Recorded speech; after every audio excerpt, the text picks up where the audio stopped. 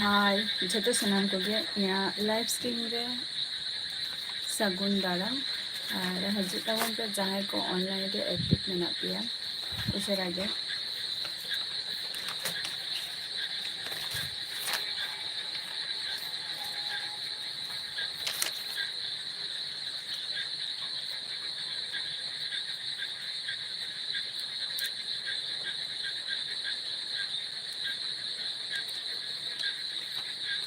अडी सावन जोहार गे ओका कोनम लैया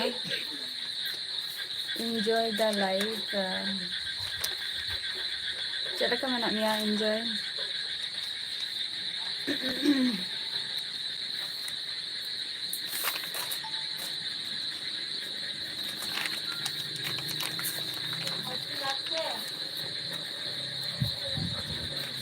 अच्छा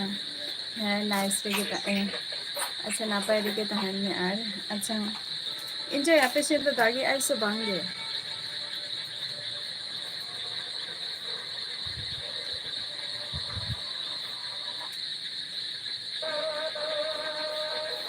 जेज बबली बॉस जोहार गे चेक लeka मेना मिया इहो नापाय रे मेनाया enjoy the life नापाय रे मेनाया और आले सेन मा तेहन गपा मा दागी आय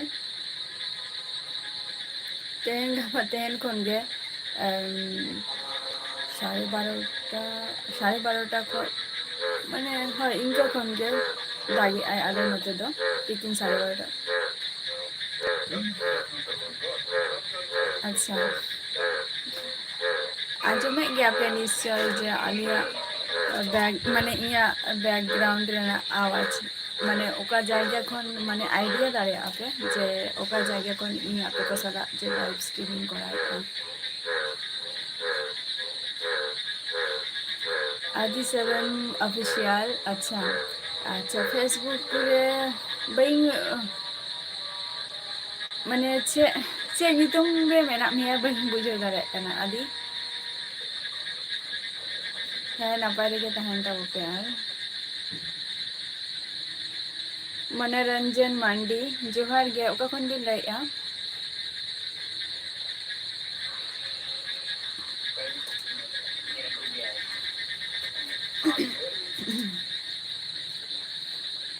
अच्छा ओडिशा मयूरभंज अडी अडी साराव आदो अबिन सेन तो दागी आय से बांगे हय चास गियाले एंजॉय द लाइफ चास गियाले आदो तोरा कोले माने गिडी काले आदो निथो उन माने जे रोहयाले उन पोजीशन रे बा उना निथो बांग सेटेर कना उना खातिर बाले रोहया थारे आर कटी तोरा को कटी सेड़ा उन जखो अदले ना ले रोहयाले बबलू बॉस इन द नापाय रे मिनिया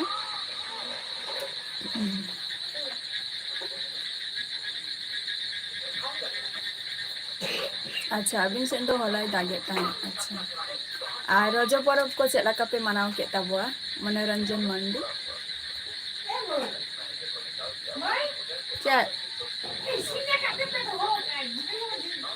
इन दो बइन सिंह का दुष्टु में तेम छि इन दो बइन चला दारे अनि तो दो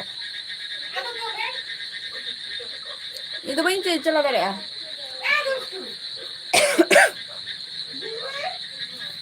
अजय हेम्ब्रम इन दो नापाय रे मिनिया आम चेक लका मेनामिया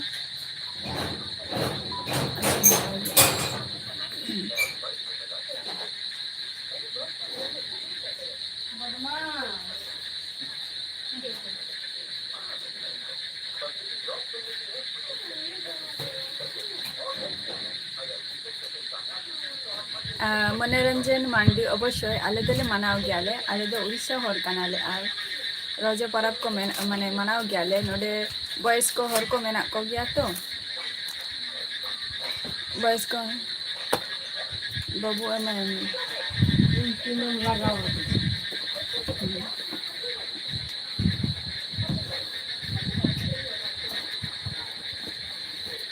अच्छा इन दो वेस्ट बेंगल नदिया डिस्ट्रिक्ट को नहीं लेया अजय हेम्ब्रम इन दो वेस्ट बेंगल नदिया डिस्ट्रिक्ट को और तेहन जहां को लाइव पे जोड़ा कान ताबुआ एंजॉय द लाइफ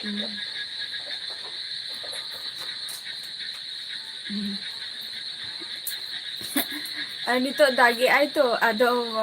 बॉयहा तो को झोतो आदो सिंह का को दुआर को दो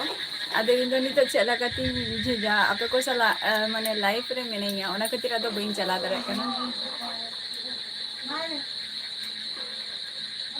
इन दो नापाय रे मिनिया हेमाल जोहार गे हेमाल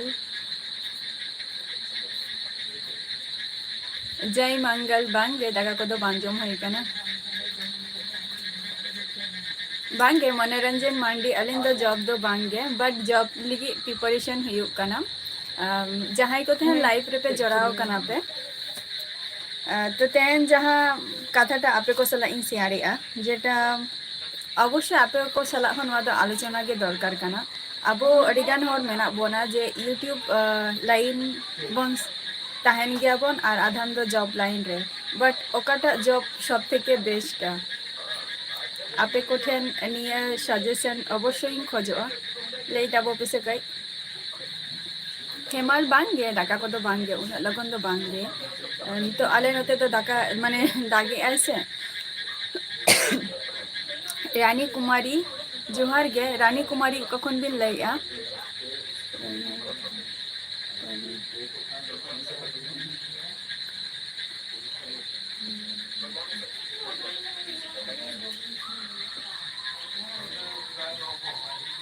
हाँ माने वेदर टा चेंज कना बबलू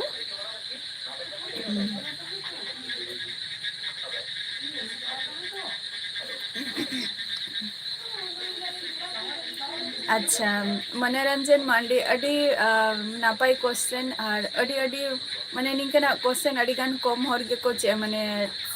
चिंता भावना बा मने रे तहन गे ताको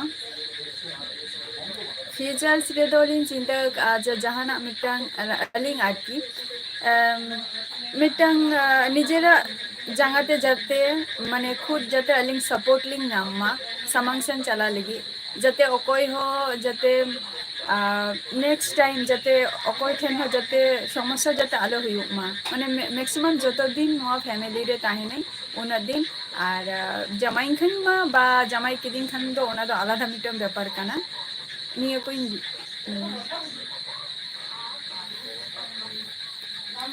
अच्छा एसएससी हाँ ओना मा नापाय कान गया एंजॉय द लाइफ बांगा इन दो निया कथे ले या जे जॉब लाइन जस्ती बेटरा से माने नो यूट्यूब लाइन ओकाटा लाइन बेटरा जतो पर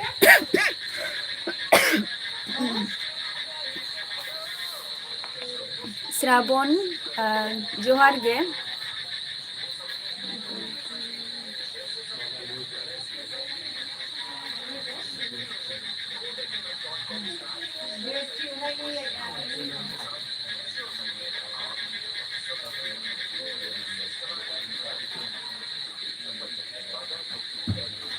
जाकात टुडू बई बुझौले चे एम लई गया बिहान जॉय जोहार गे बिहान ओका खनम लईया बट चेदा जॉब लाइन दो चेदा ऑप्शन माने जॉब लाइन ठीक गया चे खातिर जॉब लाइन टा मनोरंजन मांडी जॉब लाइन दो चे खातिर दीपक मांडी अच्छा जोहार गे दीपक चे लका मेना मिया आ जहां क्वेश्चन इन कुकली मा आपे को सला आलोचना सनेइन कना तो ओना जहां कथा इन लईया जे जहां यूट्यूब लाइन से जॉब लाइन ओका माने ओकाटा लाइन जस्ती पे कुसिया आर चेदा अच्छा जामशेदपुर झारखंड खन अड़ी अड़ी नापाय कथा अभी बिहान से एम चिकाई गया सगुन मुर्मू एलबी रे सगुन दाराम और नपाय गयाम तो टीला मारांडी जोहार गे झाल तो कोई दे झाल तो हलो मरीच गेद में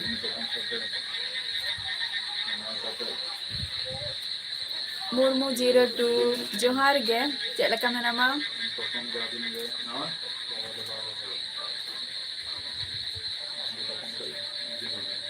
गुड इवनिंग दीपक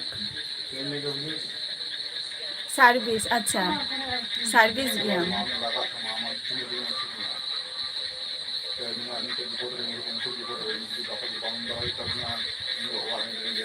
अवश्य मनोरंजन मांडी नादो ठीक कथा गे जे यूट्यूब लाइन रे तो सक्सेस तो बट अड़ी कम गे नामोआ मेहनत हुआ ओना खन बेटर जॉब लाइन गे और माने जॉब लाइन रे हो अड़ी गान गे ओना रे हो हारकेत हुआ बट ओना दो आदो निजे माने मिद जायगा रे गे और यूट्यूब दो इन मने गया जे हांडे चला में नोडे दारन चला में नुआ निये ब्लॉग तैयार में निंक अड़ी गान किछु गे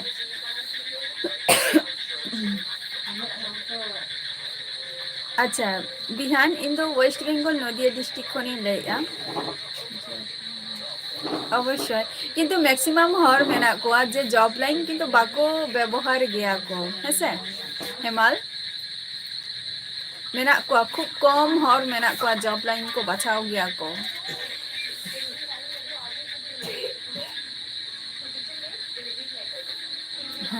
अच्छा बबलू बॉस ओना तो बइन ले दाड़े काना ना जे तिसो हुआ चांद बोंगा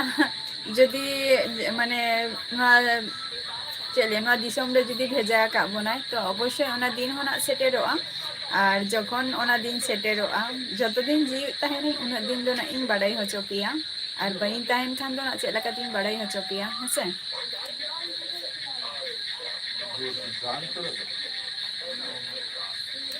अवश्य यूट्यूब मिटंग टाइम पास बिन ले दाड़े अबिन बट मिधाव जदि सक्सेस लेनखान जतटा सक्सेस ताहे दरकार इन दो बइन लैया इन हना नित उनटा दो बइन सक्सेस कना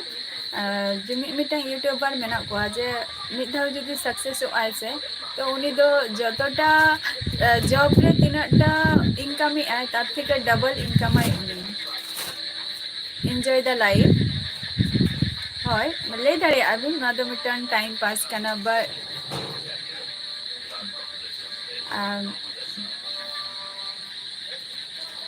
एंजॉय द लाइफ अच्छा अलिंग जे नय तारा जन यूट्यूब लिंग माने नतलिंग कराई तारपर नतरे जॉब लिगी हो कति प्रिपरेशन हुई कना तो नुआ जे अलिंग जे जॉब लाइन माने नुआ यूट्यूब लाइन टा अलिंग बचाव का दो नुआ दो माने ठीक कमी कना से बांग कना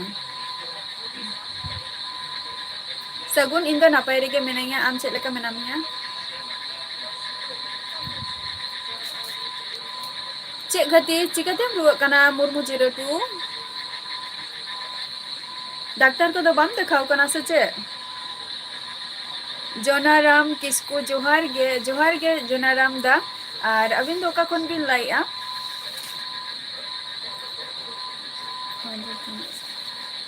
अच्छा बिहान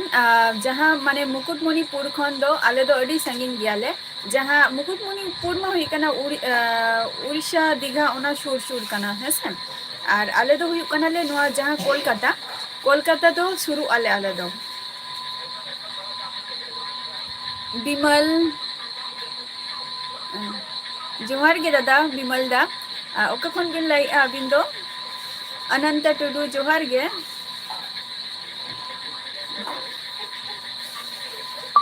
फनलेस जोहार गे अनंत टुडू अलिंगा दिसम दो हुई कना दिसम ओरा दो हुई कना उड़ीसा कान तलिंगा आ जहां जायगा रे नितो मेना लिंगा नो दो हुई कना वेस्ट बेंगल नदिया डिस्ट्रिक्ट रे मेना लिंगा अच्छा अदो मुर्मू 02 अदो रान को तो बाम अगु कना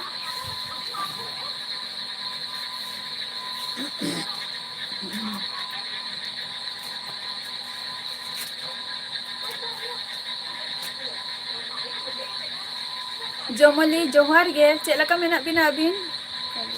कालिदास हेम्ब्रम जोहार गे बैंकिंग वैकेंसी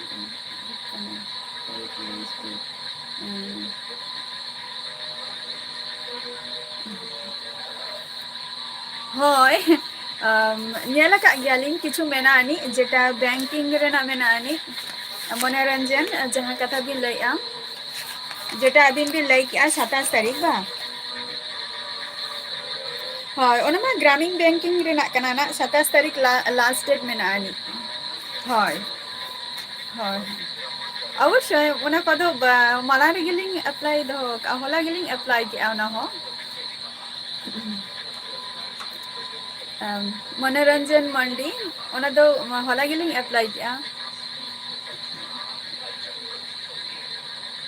अच्छा कोलकाता खन दो आले दोले शुरू आले बिहान हेसे कोलकाता खन दो आले दोले शुरू आ मुकुटमणिपुर मा अडी संगिंगेम लई का अनंत टुडू उड़ीसा खय अडी नापाय कथा चे कोन चिकाय गया कालिदास हेम्ब्रम अलिंग अतु दो हुयु कना वेस्ट बेंगल नदिया डिस्ट्रिक्ट जमली सोरेन नापाय के मेना लिंगा अबिन चे लका मेना बिना मनोज मांडी उड़ीसा खय अडी अडी नापाय कथा इनतो वेस्ट बेंगल नदिया डिस्ट्रिक्ट खय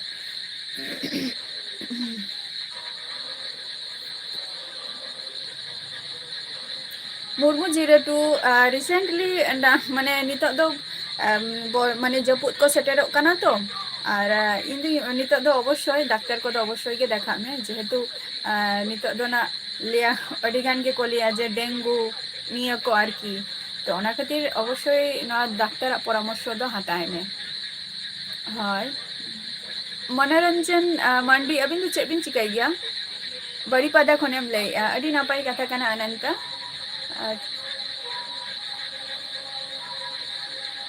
दीपाली जोहार गे दीपाली ओका खन बि लैया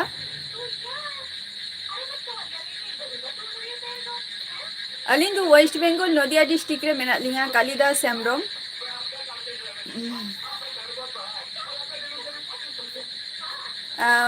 आयो बाबा तकिन नापाय गे मेना किना जतो को गे नापाय रे गे मेना लिया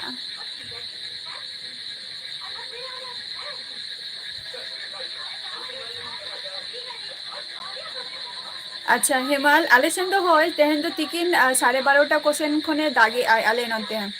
और ओना खातिर के रेटो को जस्ती को रागी आको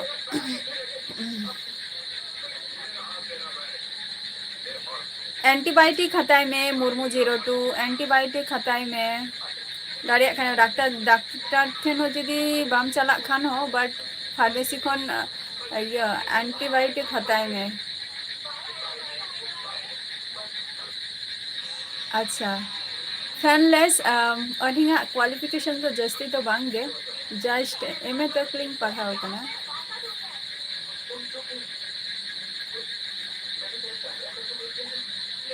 अच्छा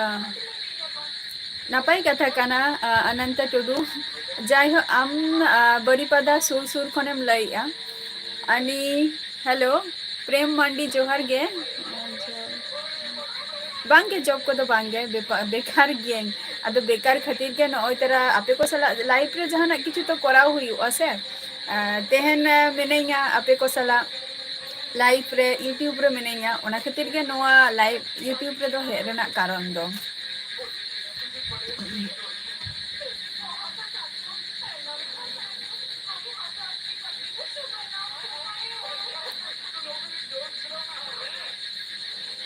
बबलू बस चेदा बांगी लिया मिया तो बाबा मा तिकिन तो नापाय रेगे मेना किना जतो कोगे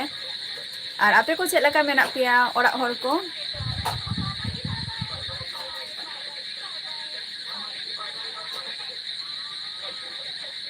अच्छा सगुन मुर्मू आले नोते दो नितो मा चेदो के बांगे नितो मा बरु डांग को रेटो को राग गया को जेहेतु ना दो बत एलाका कना से उनको को राग गया को नितो दो अयुब रे उनको झिझी पोका को माने अयुब इन जहाय चलिया छोटो छोटो पोका को आरकी उनको को रागे आको नितो दो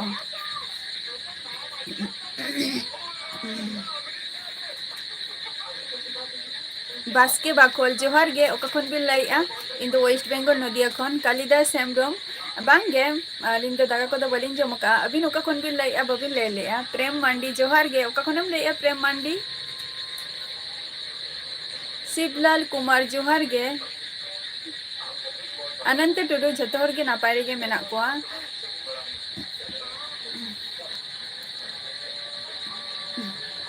बरीपादा रे अनंत टुडू बरीपादा रे तो माने तीना मारंग बाजार काना ओना दो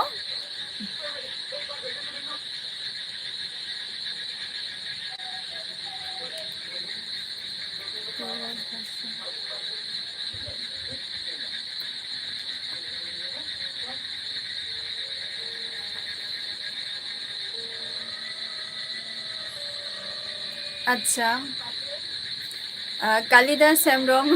जहाँ कथा अबिन बिन ले अबिन अवश्य ओना हुआ जेहेतु लाइफ रे अडिगन किछु गे टेंशन हो मेना तिंगा प्लस हेडेक हो मेना तिंगा ओना खातिर ओंका दो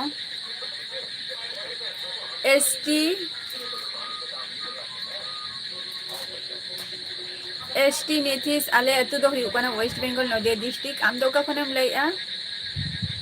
सागर इन दो इया संताली जहाँ भाषा ओना भाषा तिंग लैया और झतो हर जहाँ लाइफ रे को जुड़ाव कना को झतो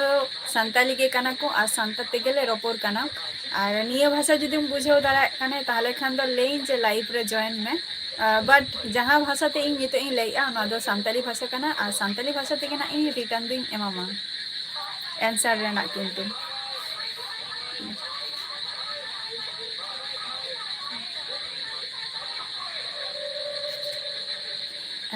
enjoy अवश्य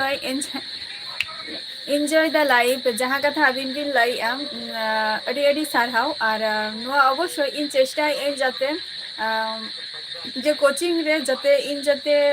ओना जाते भर्ती बा एडमिशन हाता दारा माने दारिया मैं ओना इन चेष्टा बेस्ट नॉर्मली जायगा करे दो माने ओंकान कोचिंग हो बांग हाता सनें कना जाते भागे ठीक माने इन जाते जिनिसटा इन बुझाव दाड़िया मा और जहाँ इन हो जाते को बुझाव दाड़िया इन मा इन उनकोना जिनिस इन खोज कना और नितो माने कोचिंग दो नितो कति अर्थ दिक थेके कति अभाव मेना आनी माने फैमिली रे ओना खातिर बाखान दो ओना को दो बांगे कोनो असुविधा बांग हुआ बट तेहन इन मेनेया बॉयहा तिकिन मेना किना इन दो नोडे ओड़ा रे मेनेया जतटुक इया इच्छा मनेइन जे ततटुक पढ़ाई बा चेष्टाई निजेरा क्षमताते बट बॉयहा तिकिन मेना किना बॉयहा तिकिन नितो दो मिटांग इन मनेया जे भागी मिटांग पोजीशन रे चेष्टा याकिन बा तैयारी आकिन तो ओना जायगा रे जुदी आकिन जुदी ठीक जायगा रे किन चला दाड़िया आदो उनकिन चेता रे कटी माने टाका को इन्वेस्ट हुई कना जस्ती आर इन मने आना कथा दो और ओड़ा हर हो ओना साइड रे अच्छा दिल्ली खन बिन लैया प्रेम मंडी अडी नापाय कथा चेक को बिन चिकाय गया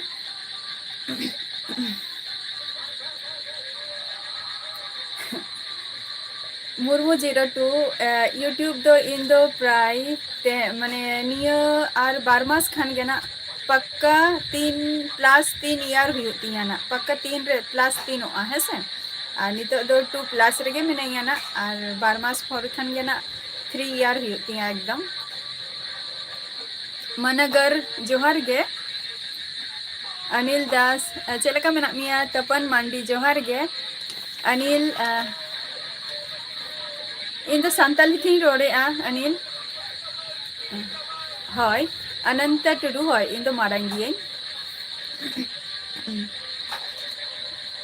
बास्के बकोल इया नितों दो निथना यूट्यूब चैनल रे दो बइन लई का इया माने नितुम चेक कान तिया प्राय मेरा इया फुल डिटेल्स ओना को बइन लई का तो ओना को खातिर दो आपे को ठेन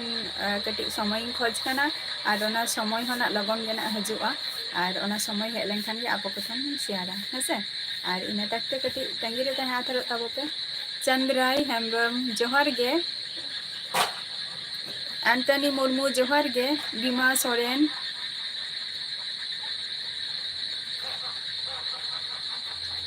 अच्छा जहाँ लाइफ रे मेना पिया बीमा सोरेन जतो को गे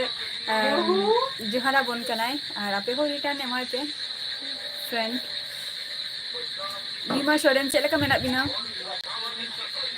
बेसरा बायर जोहार गे अलिंग दो वेस्ट बेंगल नदिया डिस्ट्रिक्ट खन लैया अबिन दो का खन बिन लैया बेसरा बायर लैके अलिंग दो वेस्ट बेंगल नदिया डिस्ट्रिक्ट खन लैया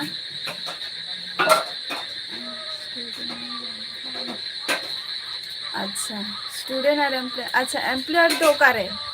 माने ओका जायगा रे स्टूडेंट हो काना बिन एम्प्लॉयर हो काना बिन अच्छा इन अच्छा इᱧᱟᱹᱜ ᱠᱟᱛᱷᱟ ᱵᱤᱱ ᱠᱩᱞᱤ ᱠᱤᱫᱤᱧᱟ स्टूडेंट दो आबाद तो लाइफ रे अड़ी गान किछु गे स्ट्रगल माने चे स्ट्रगल तेगे चला कान तिया लाइफ टा जतो किछु गे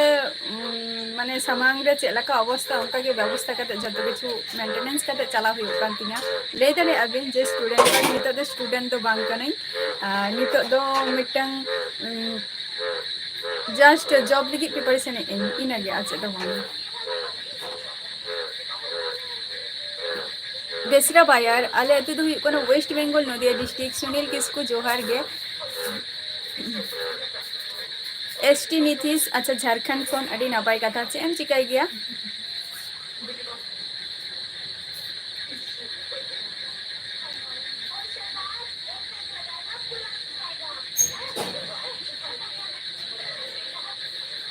अच्छा चेक में कोनो असुविधा बचोनी माने ओकोया एम चेक एना दो मुर्मू 02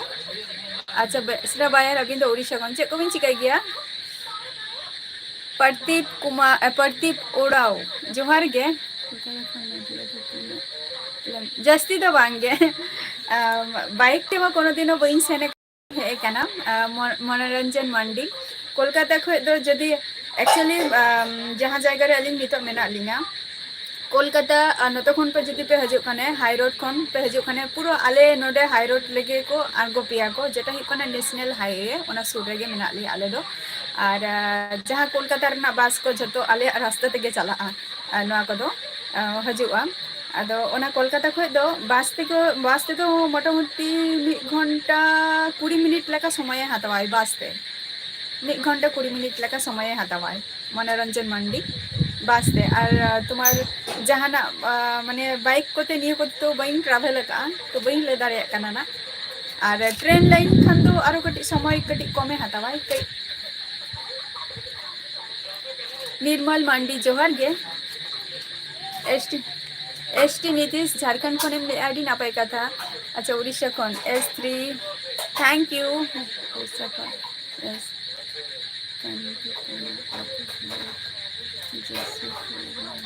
अच्छा कलिदास हेम्ब्रम अच्छा मयूरभंज खन बिन लैया ताहले अड़ी नापाय कथा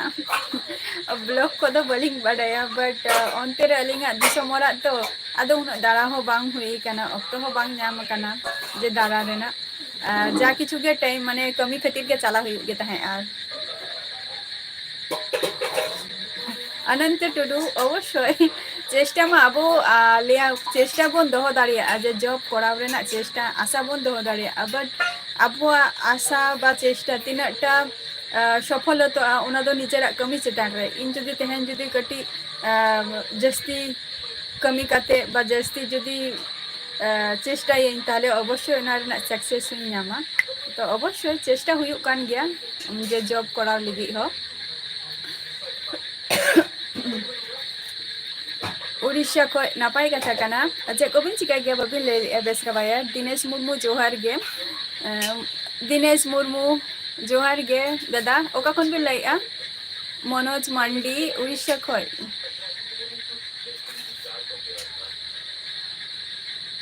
आले नोडे दो जहां जायगा रे आले मेना लिया नोडे दो उड़ीसा रिंगे नोडे दो बांगे भीते अड़ी गान जायगा रिंगे मेना को बट आले दो उड़ीसा रिंगे खानाले भीमा सोरेन आले दो पे बॉय आले इन मेनेंगे और इन पिंग बारिया बॉया मेना किना अनिल मंडी जोहार गे अलिंग दो वेस्ट बेंगल नदिया डिस्ट्रिक्ट खन लिन लैया और अलिंग दो नापाय रेगे मेना लिंगा अबिन दो ओका खन बिन लैया कालिदास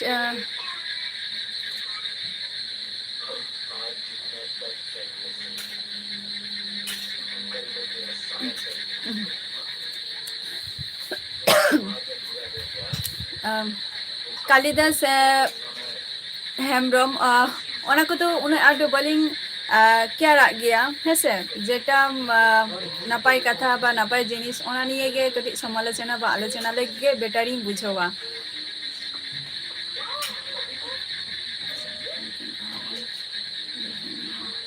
थैंक यू साराव सागर अड़ी अड़ी साराव जे बाम बुझाव दाड़े कान थे सागर दा अड़ी साराव जे लाइफ रे बाम बुझाव दाड़े कान थे ताव आम लाइफ रे मेना मिया अड़ी नापाय कथा काना तो चेष्टाय में इन भाषा इया भाषा बुझाव रेना जे इन सांताली भाषा ते रपोर काना हेसे निर्मल जोहार गे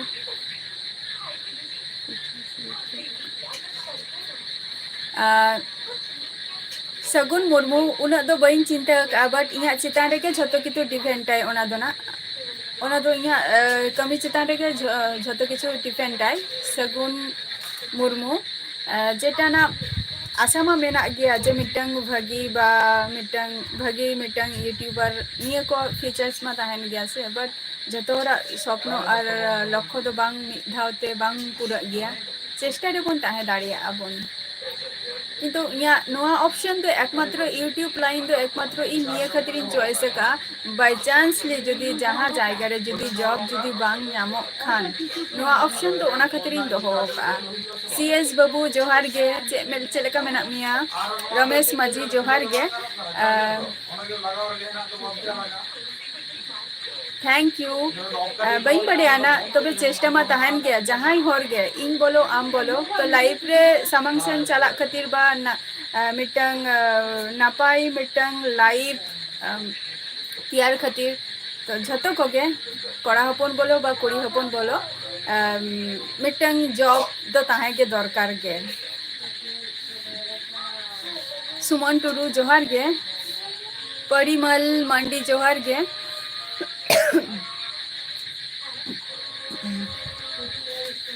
बुधन हंसदा जोहार गे ओका खनम ले बुधन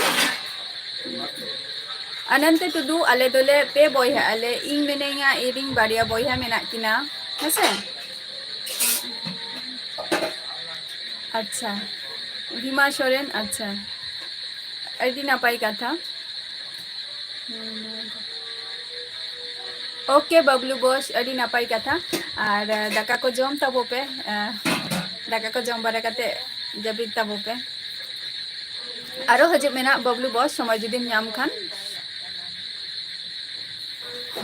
अच्छा मेन कल्याणी पे आंजम का सुमन टुडू मेन कल्याणी खय दो आलो रे माने आलो माने ची लिया उना दो बांगा जस्ट कई चुलुंग ले सुरुआ उना जस्ती हो बांगे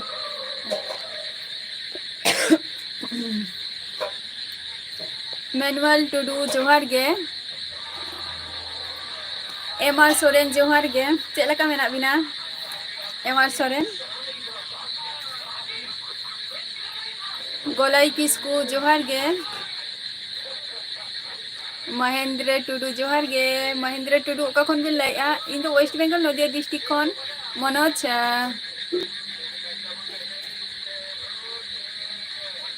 मनोज मांडी जोने झतो हर बेंगोली कथा बाको बड़ाई गया बाको बुझो दारेआ तो इन दो निते इन मने है जे बाल लेगे बेटर आना बांग्ला कथा दो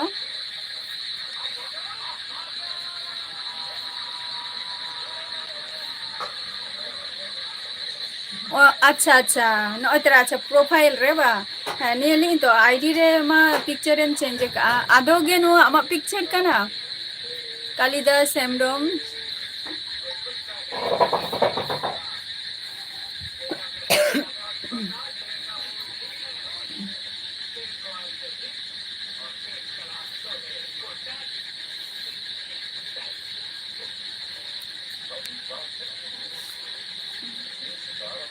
कालिदास हेमब्रम मेने अलिंग निये गे जे जहां अडिगान होर गे मेना को तो अडिगान किछु ले गया को इया मतते तो उन को कथा इन मने जे बांग हटाओ गे बेटारा लेडमा टुडू जोहार गे अच्छा सुनील अच्छा अच्छा सुनील मुर्मू का नाम ताले अनुआ आईडी टा चेंज का में जहां आमा आईडी मेना तमा बांगे अनंत टुडू जम्बारा को तो बांग हुई कना एसटी माताल जोहार गे और दिल्ली खोनेम ले अडी अडी सरहाव दिल्ली रे तो चे बिन चिकाई गया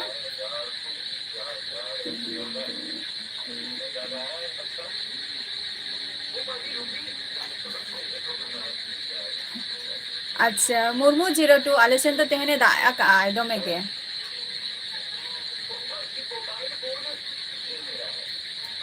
अलिंगा दिसम ओरा दो हुई कना उड़ीसा उड़ीसा कना ओके मुर्मू 02 आरो लाइव रे हजे मेना जखन के समय ᱧᱟᱢᱟ আর जस्ती नाइट आलम जागावा जेहेतु हेल्थ कटी खराब गे तमा हेसे महेंद्र महेंद्र ओका खनेम लैया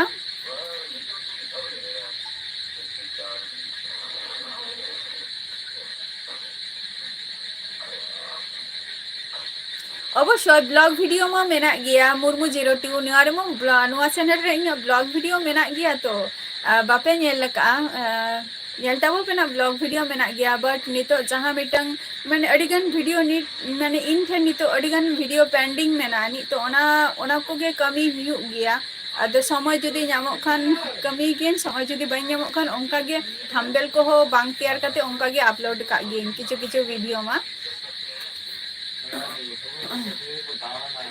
बांगे अनंत टुडू बड़ीपादा को बई सेन कना दारान बांग हेई कना ओना खातिर गिन कुली के मिया जे आजम कन जे बड़ीपादा बाजार अदो ओना खातिर गिन कुली मिया जे बड़ीपादा दो तीन छरा बाजार कना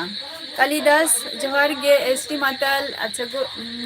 ठीक अच्छे आरो हजे तबन पेना राहुल हेमब्रम जोहार गे एसटी मांडी इंदु वेस्ट बेंगल नदिया डिस्ट्रिक्ट खनी लेया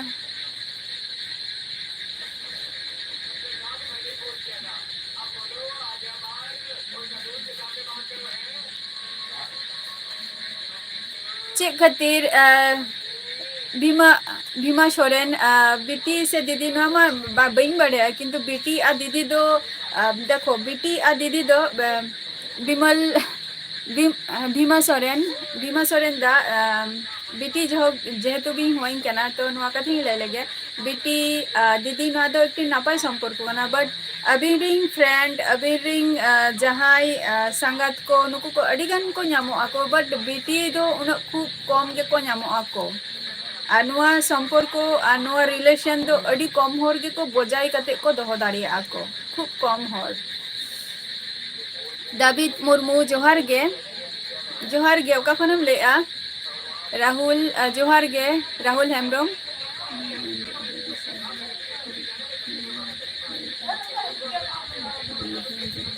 अच्छा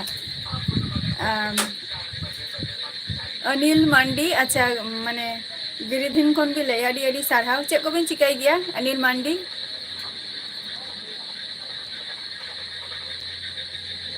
लबदा डीजे जोहार गे ओका खनेम लैया मुर्मू किंग इन दो सिंगल गियें सुशील जोहार गे महेंद्र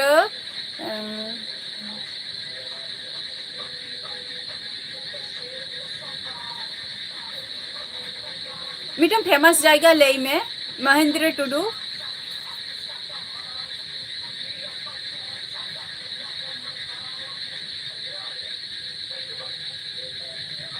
कालिदास हेमब्रम अवश्य अलिंग समय और अक्तो चाहे लेंखान अलिंग होलेना अलिंग ओना टाइम रे गेलिंग सेटेरोआ मोर एमआर सोरेन अच्छा नापाय गयाबिन नितो दो ओकारे मेना बिना अलिंग हो नापाय रेगे मेना लिंगा एमआर सोरेन अबिन ओकारे मेना बिना नितो राजा ओका खनेम लैया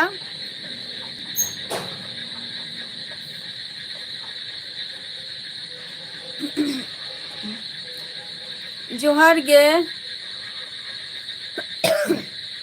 सुशील इन वेस्ट बेंगल खनी लैया शुभ्रा किस्कू जोहार गे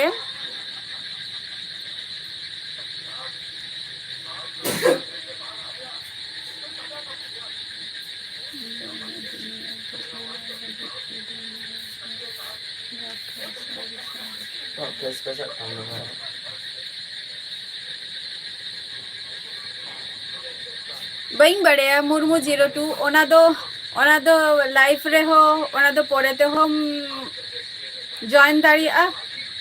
मारांग हम जॉइन दाड़िया बट इया मन हिकना नितो जखन लाइफ रे जखन कैरियर रे जदी चिंता भावना ताहेना ओना गे গার্লফ্রেন্ড আর বয়ফ্রেন্ড তেয়ার কাতে তো চে হিউয়া আর যতক্ষণ কথা মা নিয়ে গেলিয়া যে যতবুর টাকা পয়সা তাহেন তামা ততবুর গে গার্লফ্রেন্ড আর বয়ফ্রেন্ড গে তাহেন তামা টাকা পয়সা যখন বান তাহেন তামা উनको সাপোর্ট রে বাকো তাহেন তামা নিয়ে দো মনে দো কাম सुनीराम हंसदा जोहार गे समजित मांडी जोहार गे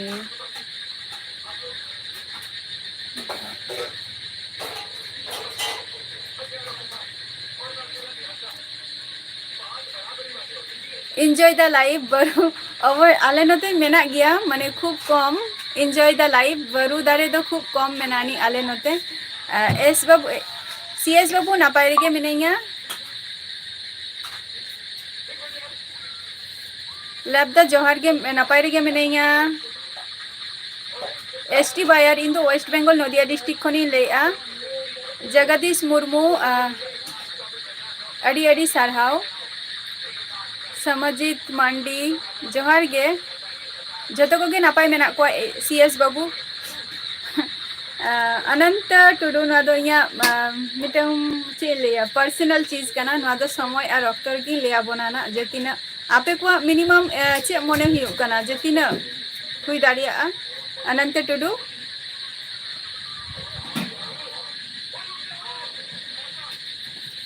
अर्जुन हंसदा नुआ दो मिटंग पब्लिक प्लेसमेंट कना और नुआ प्लेटफॉर्म रे दो बांगे गाते इन दो वेस्ट बेंगल नदिया डिस्ट्रिक्ट खनी लेआ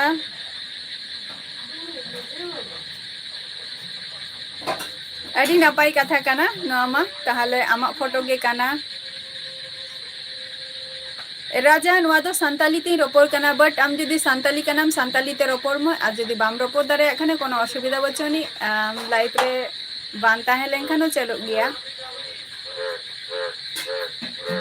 नापाय गी लबदा आम चेक लका मेना मिया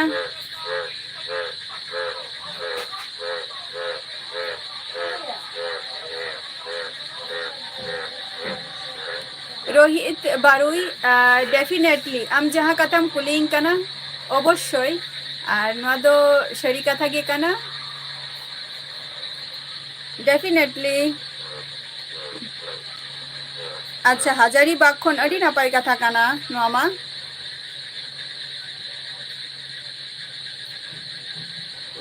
ओना तो पर्सनल चीज कना भीमा दा समय हेज लेखन अवश्य ही लेना ओना को दो एंजॉय द लाइफ होय आले बांग्लादेश दो बांग सुरु गया बांग्लादेश हो नोआ रोड तेगे को चला गया बट सुर माने नोते दो बॉर्डर तो ची लिया आदे दो नोआ बॉर्डर मुचे मुचे टाइप रेगे मेना लिया बोलते गले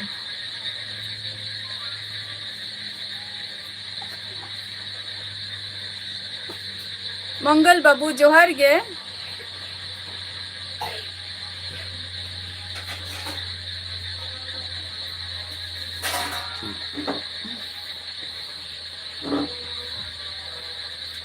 राजेश अच्छा कोंडा बई बुझो ले आ कोई का नाम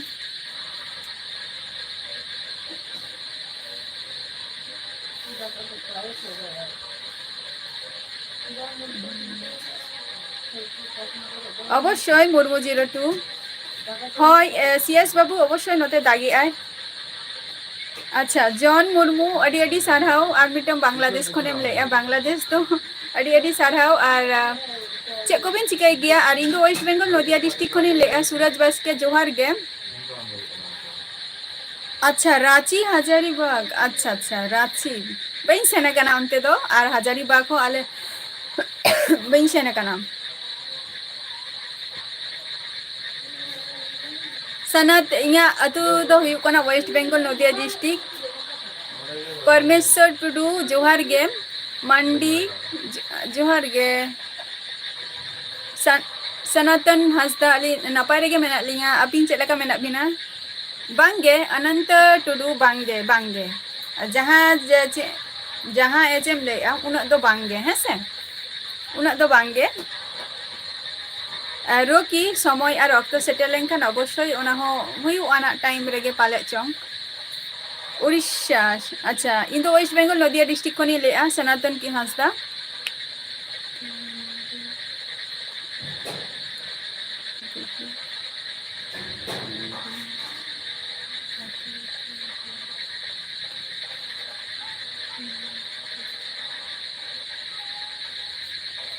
सगुन मुर्मू बाइन बुझाव लिया कटी आर कटी बाइन बुझाव लिया चे एम लई किया हय सॉरी तो बांगा नोआ दो भीमा दाम जेटा ही आर की लई सनाइन कना जे नितो बाइन लेया ना समय आर अक्तो गिन खोजोग कना बट आपे चिंता भावना करा दारे आपे ओना चिंता भावना सला कम बेसी रह जहाँ तिना गिन ले दारे आपना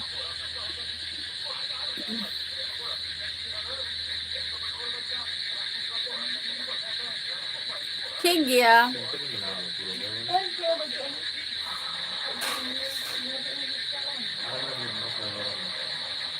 कुकुमनी सोरेन जोहार गे बांगे जॉब को तो बचुत थिया जॉब को तो बचुत थिया कुकुमनी अबिन दो का खन बिन लाइया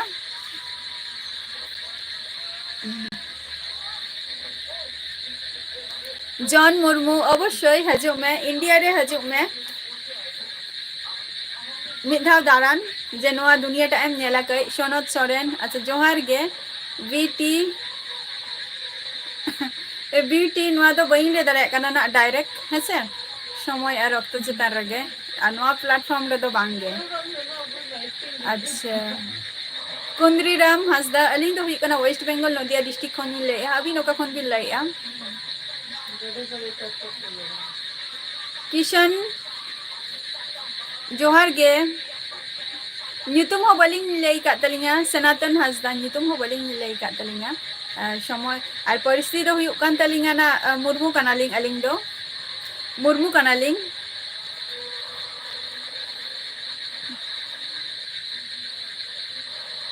सुकुल हेमब्रम जोहार गे अच्छा सुरेश मुर्मू जोहार गे इन दो वेस्ट बंगाल नदिया डिस्ट्रिक्ट खय और अबिन मा मालदा खय बिन लाइया नापाय कथा चेक को बिन चिकाय गे हजे दाबन पे दारान इन बांग्लादेश तो बइन सेन काना ना जॉन मुर्मू और जॉन मुर्मू चेक कम चिकाय गया राजबल बेसरा जोहार गे झारखंड खन बिन लाइया झारखंड बोकारो इन दो वेस्ट बंगाल नदिया चेक को बिन चिकाय गया अच्छा जोहार गे संतोष सोरेन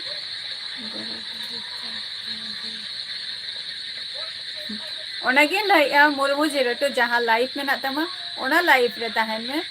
निजे रस्के तहन में खुशी तहन में ओनागे बेटर है बाद बाकी चे लैया बाया लैया ओना द आलम क्या रेया किशन इन वेस्ट बंगाल खनि लेया अच्छा सनत संतोष दुमका खनि लेया नापाय कथा चे कम चिकाय गया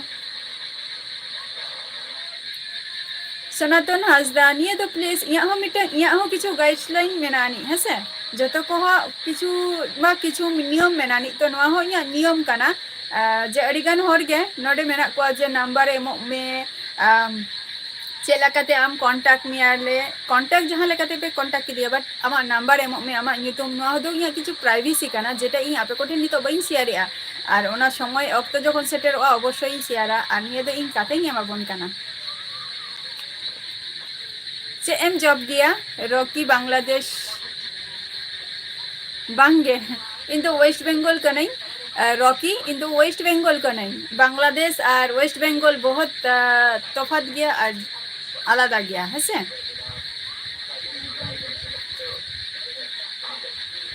अच्छा तीन एडम स्टडी है संतोष হয়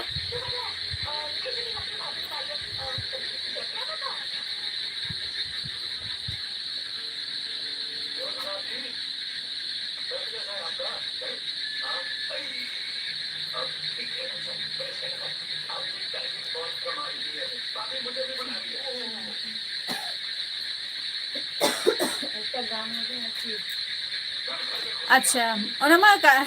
ओनामा नापाय कमी काना भीमदा नोमा नापाय कथा काना अनवा कमी तो झतो हर किंतु बाको कमी गया नोआ कमी दो अच्छा संतोष अच्छा नापाय माने निया साल 2025 रेना एग्जाम में मा एसटी बायर नुआ प्लेटफॉर्म रे माने निजे के हो कोनो दिनो नुआ जायगा रे तो सेरेंग बइन सेरेंग का है से तो सेरेंग को दो बइन सेरेंग का मिटन इन हो अनकंफर्टेबल इन बुझवा नुआ जायगा रे सेरेंग दो जहां ब्लॉग वीडियो करे चलो ओना को दो मना गया लखिंदर जोहार गे बीटी ओके आरो हजू मेना जखन गे लाइव रे समय नामा ऑक्ट जदि पे नाम खान अवश्य लाइव रे हजू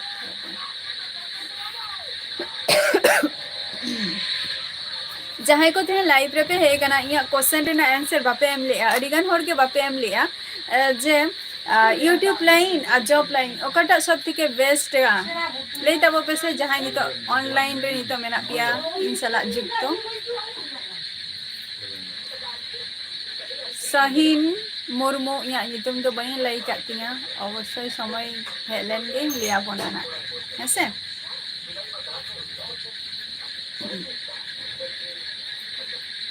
जतो को के मिटन समय रे ना दरकार चेक खातिर एमआर सोरेन बबिन लई चेदा अबिन दो ओकारे बिन तहलेना नित हो कमी रे मेना बिना सचे सनातन हंसदा बांगे आपे पे जम बड़ा के आसे बांगे एमआर सोरेन चे बिन चिकई ताहे अबिन बबिन ले चेदा चे दो लाइव रे और जस्ती मिनट ना लाइव रे बइन ताहे ना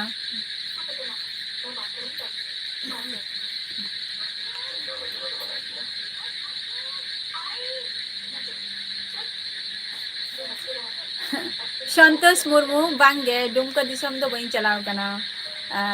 मारांग हुई लैया नित हुई लैया जेहेतु इन दो कोनो दिनो बइन सेने कना दारान दो एकमात्र 2018 रे गे दारानी सेन लेना ओना हो चे को लैया लुगुबुरु चे खातिर जॉब लाइन चे खातिर भीमा दा जॉब लाइन दो चे खातिर लेबिन और लखिंदर यूट्यूब लाइन चे खातिर ओना हो ले में एक्सप्लेन दो अवश्य गिन खोज जाना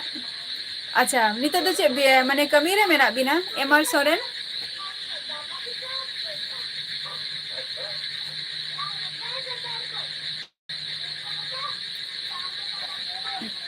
अच्छा जॉब चे खातिर राजपाल बेसरा चे खातिर नवा जिनिसटा सोना मंडी आले दो वेस्ट बेंगल कनाले नितो जहां जगह रे मेना लिया नवा दो हुई कोना वेस्ट बेंगल नदिया डिस्ट्रिक्ट और इया दिसम ओरा दो हुई कोना उड़ीसा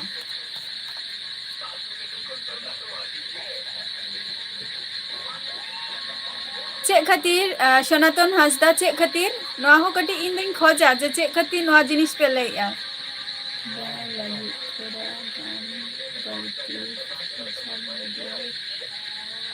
अवश्य नवा तो एकदम परफेक्ट कथा काना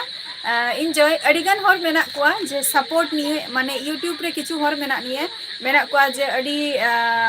जहां फेमस यूट्यूबर मेना कुआ उनको ठेन खन सपोर्ट को हताया को तारपर आको सक्सेस आको निंकन को इहो मेना कुआ बट मी होरा सपोर्ट पे आमेम चला ओना मिटंग आलादा जार्निंग काना और निजे जहां जीरो बैलेंस खन चेतानेम चला ओना मिटंग आलादा काना और यूट्यूब रे ताहे खातिर दो अवश्य गे जे आमरिंग अडिगान फ्रेंड तापर फॉलोइंग को ताहे दरकार निये दो अवश्य गे सोशल मीडिया रे अवश्य एक्टिव ताहे ही तमा आम अच्छा नित हबिन सब्जी बिन केरिंग आद तीन बिन इसिंग बसांगा अच्छा ओना मा नापाई कथा काना और जॉब गे बेटर अवश्य जॉब गे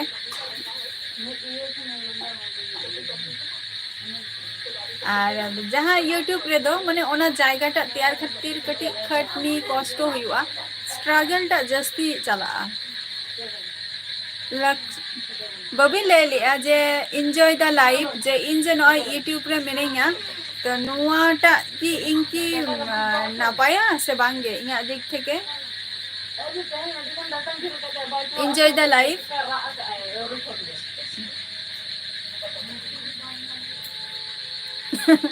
एमआर सोरेन अवश्य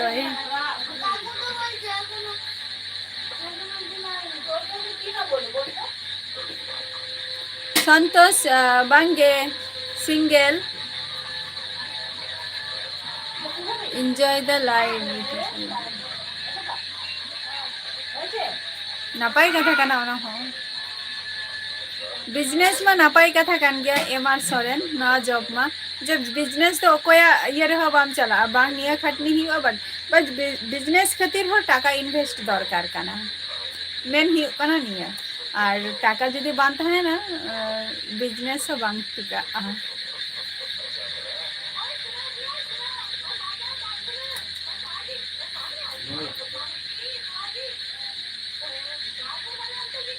हाँ ओनागे हुई कना कथा जे जॉब जुदी नोआ दो एक्चुअली यूट्यूब लाइन रे हो हेरना कारण दो निये गेतिन जे जॉब जुदी बांग नामो खान बट निये दो सेकंड ऑप्शन इन दहो का जदि बाय चांस ली जदि हुई खान रामेश्वर टुडू जोहार गे बबी ले ले चेता चेत हो बिंदो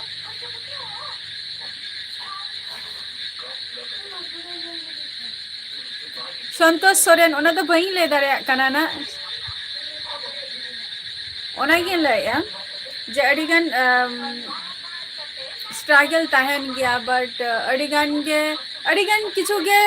अड़ी रकम कथा को मेतामा बट जखन ओना जायगा रे सेटेरो आम से तखन उनको हर गे आमा सुर रे को तहना को और उनको हर गे आमा अड़ी भागी भागी कथा अड़ी नपाय नपाय कथा को लिया नोआ दो और यूट्यूब दो इया दो सेकंड ऑप्शन कान तिया जेहेतु एंदो मिटन कुड़ी हपन कने सरकारी चाकरी नामा बई नामा जॉबी नामा ओना भरसा रे तो बई तहे दाड़िया से तो ओना खातिर नोआ यूट्यूब रे दो मिलेया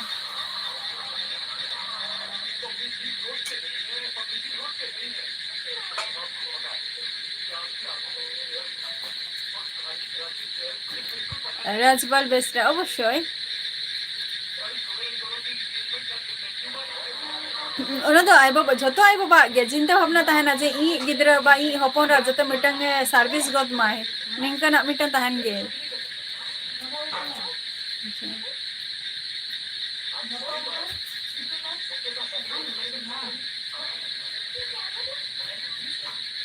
अवश्य ओना तो अबिन नितो खन ओना जायगा बिन तैयारी अबिन एमआर सोरेन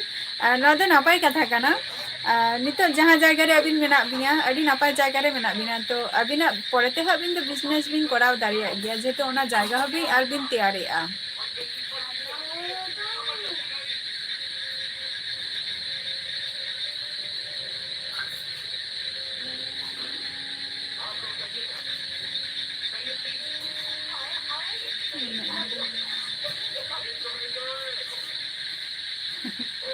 बांगे मुर्मू जीरटू बांगे नोड़े तो बांगे समय को हेलेंगे अवश्य आपे ठेना इन ले आना को दो है से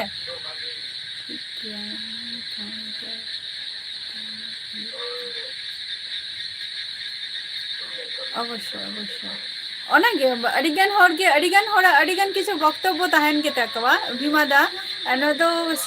डिस्कस हो इन मने के जे बेटारा जे मिहर सला जदी मिहर सला जुदा जहां रे इयरिंग फ्रेंड मेना को जहां झतहर आपे को देन लाइफ रे मेना पिया बट किछु किछु हर मेना को जे जेटा सीरियस मने गया को और किछु हर मेना को जे सीरियस बाको मने गया जे मिटंग बेकार मिटंग कथा लई आय ओंकना मिटंग मने गया को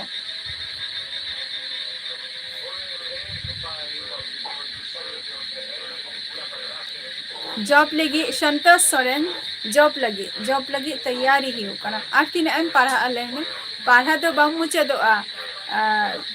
एज 12 अदी तमा ताओ पढ़ा तो बांग मुचादोआ ओल पढ़ा रे कोनो शेष बचुअनी बट ओना मध्य रे अब को चेष्टा हुआ जे चे लकाते मिटन अब चे को लिया सरकार खाता रे मिटन इया नितुम जाते राका तीमा ओना बन चेष्टा है पांडा माझी जोहार गे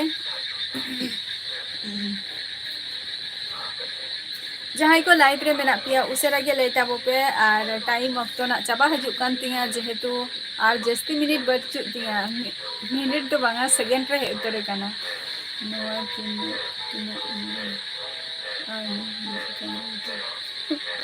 एंजॉय द लाइफ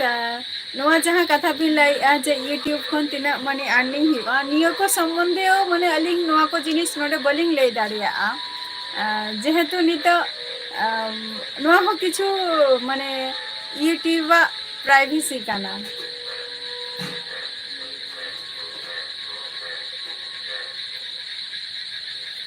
आलाबिन मनिया चेद हो बाखान दो अलिंग दो अडिगान किछु के ले सना लिंगा बस यार किछु किछु जिनिस मेनानी जेटा अलिंगा विरुद्धे बा यूट्यूब विरुद्धे हो किछु जिनिस मेनानी तो ओना को जिनिस फॉलो करते चलाव हुयो काना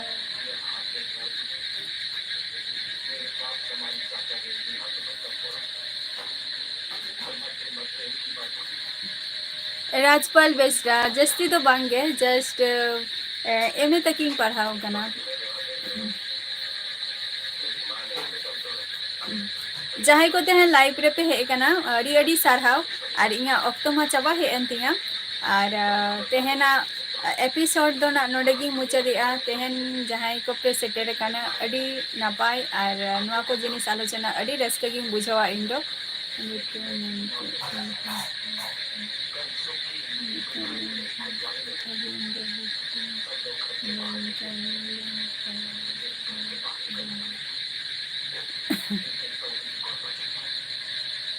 अवश्य बीमा दा अवश्य नामाई अड़ी रस्के गी बुझाई जे नोंकाना माने चे झतो हर चेली लई के झतो हर किंतु नुआ संपर्कटा बाको बजाय दहो दाड़िया आको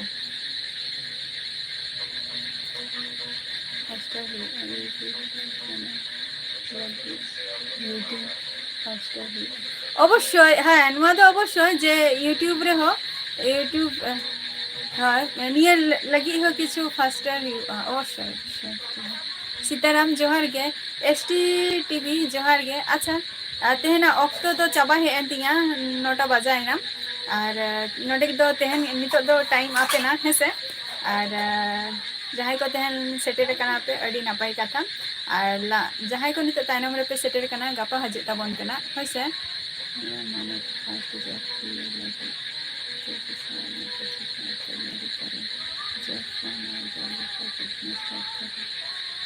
एमआर सोरेन अरे नापाय कथा कना नोआ दो अवश्य ओना होलिन चेष्टा बाड़िया सेन गे चेष्टा दुलिन दहो का बाड़िया सेन गे चेष्टा दुलिन दहोया और ओना खातिर गे अडिगान फ्रेंड को मेना को जे निंकाना हालत चिता हुयन तमा अडिगान होर मेना को जेटा चेना परिचय लाइफ रे मेना को जे निंकाना अब एकमात्र नोआ दो ओना रे टेंशन गे कान तलिन और हेडेक कान तलिन आ चेद हो बांग काना तो चलो तेहन दो नोडे गे कथा दबन मुचे दबन कथा दो बांग मुचे दोआ गापा आपे को सला ना आबार नवा मिटन एपिसोड अगु कत इन हजुआ तो अवश्य सावरे ना तहन ताबो पे तो चलो तेहन दो टाटा बाय बाय झतो को गे नापाय रे और सुस्थो और स्वास्थ्य तहन ताबो पे हसे